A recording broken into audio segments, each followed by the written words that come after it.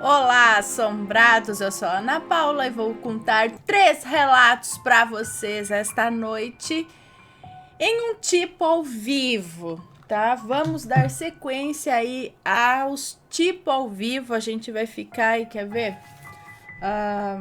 Cadê? 12 noites com tipo ao vivo, tá bom, pessoal? Então, quando eu não posso fazer o ao vivo, eu deixo um tipo ao vivo para vocês, tá?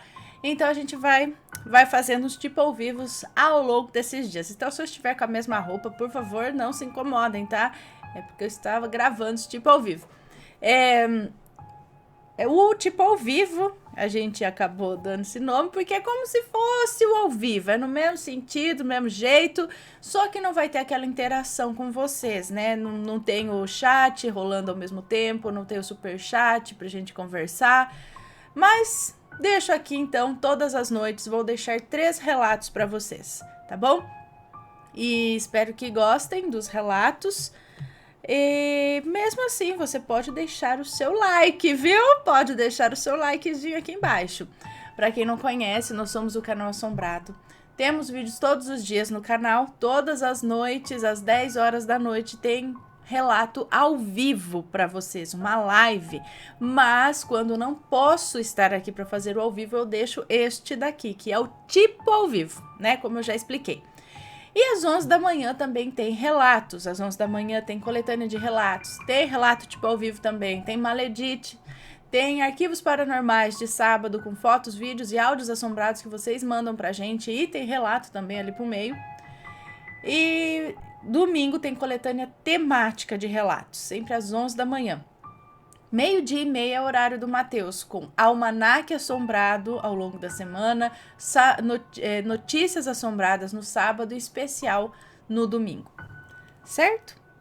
Dito isso, deixa eu mostrar para vocês a camiseta. Nossa Senhora, camiseta Virgem Maria, né? Aqui, que está à venda na loja assombrada. Não dá para ver direito? Tem a carinha dela aqui, ó. Está à venda lá na loja assombrada, brilha no escuro também, certo? Essa e outras mais estão lá na loja assombrada. Vai lá dar uma olhadinha. Tá? Essa e outras, e outras, e outras.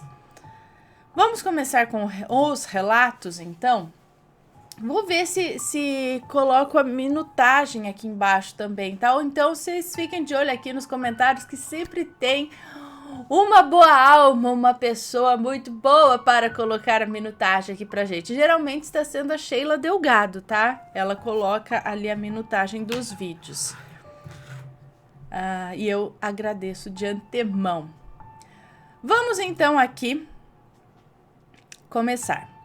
Oi, Ana, tudo bem? Já vou logo colocando uma observação. Não vou citar nomes de pessoas nem locais que essas coisas aconteceram.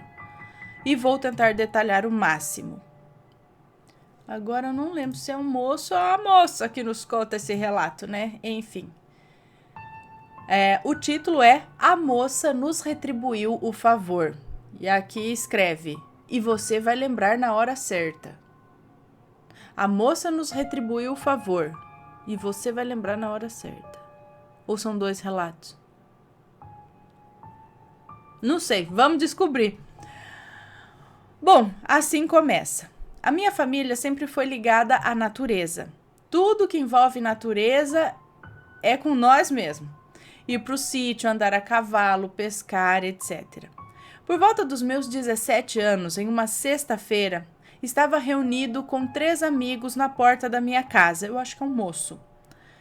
Tínhamos mania de ficar batendo papo, bebendo algo, comendo, etc. A gente, Ana, gostava muito de pescar.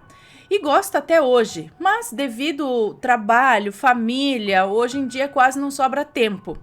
Bom, papo vai, papo vem, sexta-feira, dia de sol, verão, quando a gente decidiu pegar as coisas, colocar dentro do carro e ir pescar, eu e 2 amigos. Passamos em alguns lugares para comprar algumas coisas antes de pegar a estrada.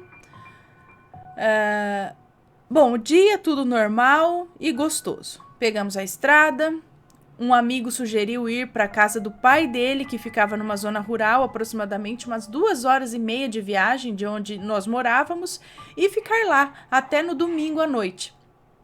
Fomos, chegamos lá de tarde, por volta das 3 da tarde. Chegamos, o pai dele fez um café, tomamos e saímos a pé pela cidade. Ela é pequena, poucos habitantes, agora eu não sei como está lá, nunca mais voltei. Bom, todo lugar que eu vou conhecer, principalmente interior, eu tenho que ir no cemitério. Eu também. Não tenho que ir, mas eu gostaria. Como chegamos tarde, não fomos pescar, fomos conhecer o cemitério. E fico lendo data de nascimento, data de morte, vendo alguns que tem foto, lendo os nomes, etc. Quando vi um túmulo meio aberto e de curioso fui olhar dentro. E a primeira pedra que cobre o caixão estava quebrada. E dava para ver só a madeira do caixão, mas já deteriorado. Era um túmulo de uma mulher. Como a tampa do túmulo estava aberta, que seria a segunda pedra, a que dá acabamento ao túmulo, eu resolvi fechar, colocar a pedra melhor colocada assim e tampei. Ficamos lá conversando um pouco e depois fomos comer numa pequena lanchonete. Ana, esse relato envolve 2 casos que só vim lembrar depois de anos e você vai entender o motivo do título. Enquanto estava na lanchonete, uma menininha me chamou dizendo assim: meu pai gostaria de conversar com você. Eu a respondi. A menininha veio e falou: meu pai gostaria de conversar com você. E eu respondi, né? Onde está o seu pai? E ela falou: meu pai está em casa. E eu falei para a menina: ok, vamos lá. Nisso, a noite já tinha chegado.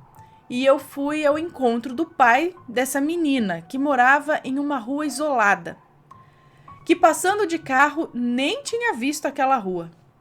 Bom, era uma casa bem simples, não me senti confortável, não pelo fato da casa ser simples, mas eu senti algo estranho. Assim que entrei, eu não sei explicar a sensação, mas assim que eu entrei, tive uma sensação estranha. Cheguei na entrada, me apresentei e ele me convidou para entrar. Entrei, fui para a sala. Era um cara alto, forte, branco, mas com a genética de negro, se é que me entende o que quero dizer. Acho que entendo. Ele me mostrou umas capas usadas em uma religião que não vou citar o nome, mas vocês vão saber ligar as coisas. Como disse, eu não quero expor muito as coisas, mas é uma religião que os cultos são secretos. Bom, ele me mostrou umas capas, umas adagas com símbolos estranhos e as sensações ruins foram só piorando. Pior ainda foi quando ele pediu a filha dele para sair da sala. Aí eu gelei. O cara dava quase 3 de mim e a menininha saiu. E ele me perguntou: você tem religião? Eu respondi que eu não tinha uma religião definida, mas que creio no bem e no mal e numa força maior que todas, que nós não somos os únicos seres inteligentes existentes aqui. E ele me respondeu: você está certo. E me disse: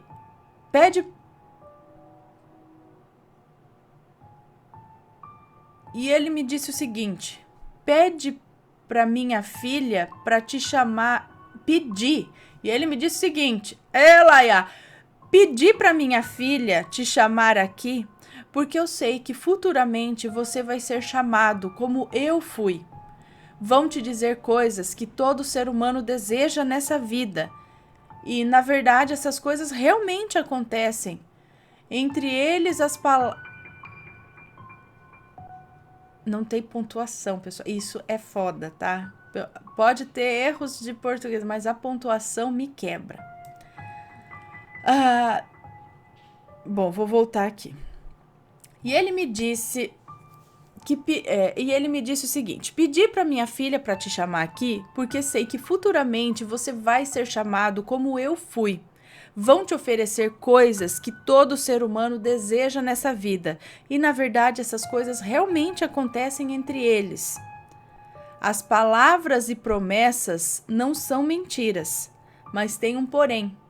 O preço dessas coisas no começo não são muito caros. Não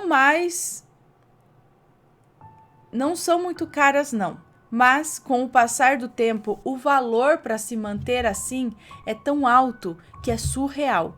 E o desejo e a vontade de se manter é tão alto que muitos, a grande maioria que entra, paga o preço. Ele me perguntou: tá vendo essas cicatrizes na minha cara? Meu andar manco?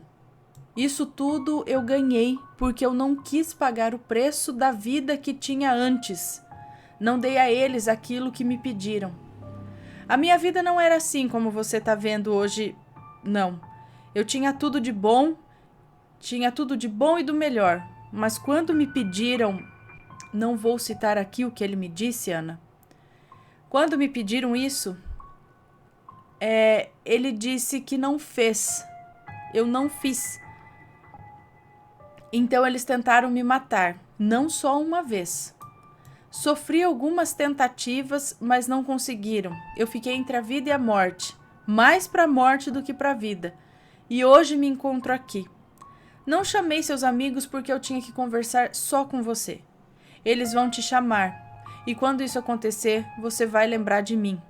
Cuidado onde pisa, porque talvez você não tenha a mesma sorte que eu. Todo quebrado, mas vivo, podendo ver meus 2 filhos e ver o sol e os pássaros ainda. Isso sim é a melhor riqueza que nós temos. E o lado ruim da minha vida é que as pessoas que amo, é ver as pessoas que amo tendo que pagar o preço, tendo cautela pelo erro que eu cometi. E isso é isso que mais pesa na minha vida. Bom, ele me contou mais algumas coisas e eu me despedi e fui embora dali. Bom, cheguei, meus amigos me perguntaram algumas coisas, não entrei em detalhes com eles. A noite já tinha chegado há algum tempo e voltamos para a casa do pai do amigo. Na hora de dormir, meu amigo dividiu o quarto com outro amigo e eu dormi na sala, no sofá. Liguei o ventilador, que estava muito calor, e dormi. Acordei de madrugada e vi uma mulher mexendo no ventilador. Logo percebi que não era uma pessoa desse mundo, mas já estava acostumado porque eu já vi muitas coisas assim durante a minha vida. Hoje em dia eu vejo menos, mas antes eu via direto. Olhei para ela e voltei a fechar os olhos para tentar dormir. Quando vi um dos meus amigos dar um grito, mas foi um grito tão apavorado que eu fui para o quarto em 1 segundo pelo susto que tomei. Cheguei lá e um dos amigos estava falando com ele, perguntando a ele, tal, e ele não conseguia responder nada. E a gente perguntando, e ele lá parado. Dava até vontade de dar um murro nele para ver se ele voltava e respondia o que estava acontecendo. E nem conseguia se mexer, ele parecia que tinha congelado. Quando ele começou a melhorar, ele foi para o lado de fora da casa e se sentou próximo ao fogão a lenha que tinha lá. E falou: "Mano, vocês vão achar que é mentira. Cara, mas eu vi uma mulher mexendo no meu chinelo. Eu olhei para ela e consegui ouvir ela dizendo, tipo, obrigado. Estendeu o braço para perto de mim e sumiu lentamente. A mulher que estava mexendo no ventilador foi pro quarto dele. E o pai do outro amigo disse: vocês ficam indo em cemitério? Pra quê? Será que aquela mulher era daquele túmulo? Ou foi só uma coincidência?" Bom, por causa dele, desistimos. E fomos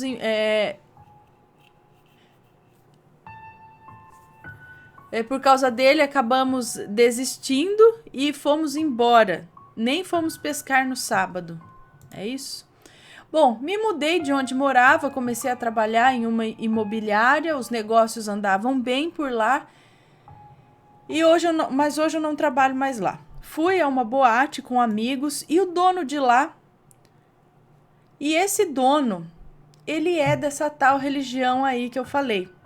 E a gente lá conversando, comendo, bebendo, normal. Chegou mais um conhecido dele.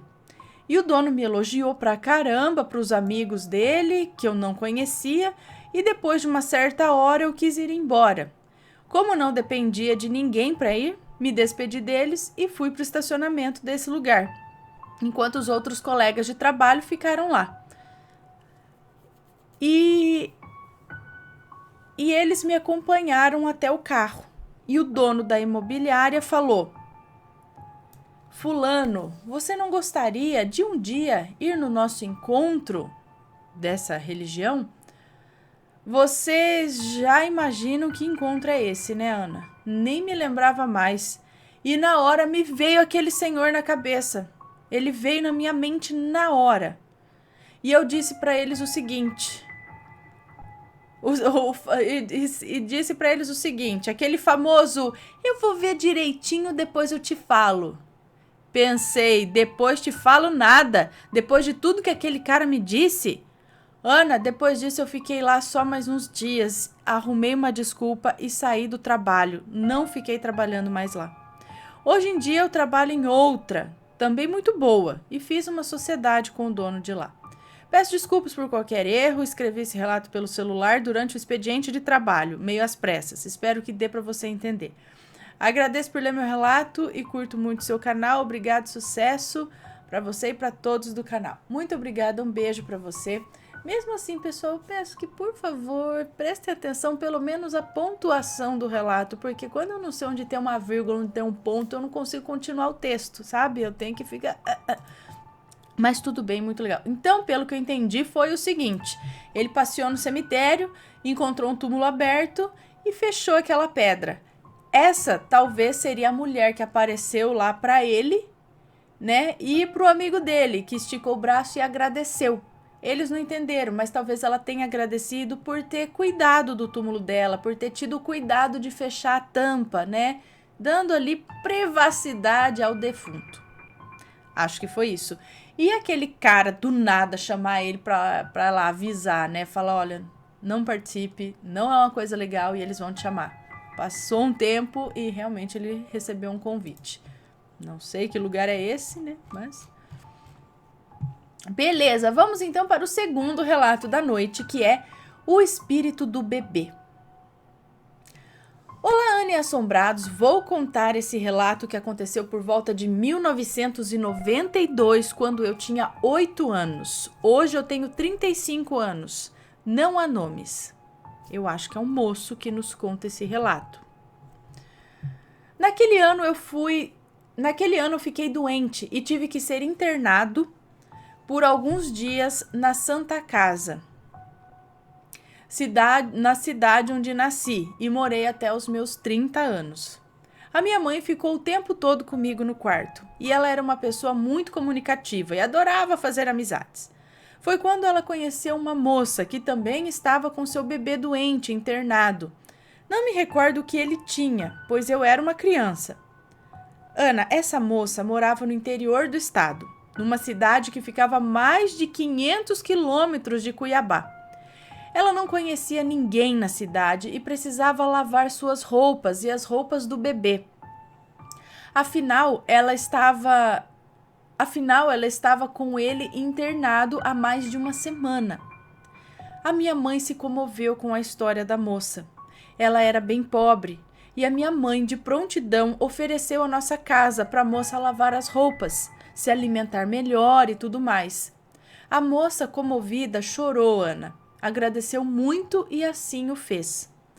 Eu sarei e tive alta, mas o bebê seguia internado. A moça teve que voltar para sua cidade para cuidar de algumas coisas e também do marido, e voltaria em alguns dias. Nesse meio tempo, minha mãe ficou na Santa Casa, cuidando do bebezinho, e ela vinha para casa à noite. Ana, foi quando, numa manhã, ligaram do hospital dizendo que o bebezinho havia falecido. Minha mãe ficou muito triste e teve que dar a notícia para a moça que estava voltando da sua cidade para Cuiabá. Pense numa tristeza total da mulher, claro, né?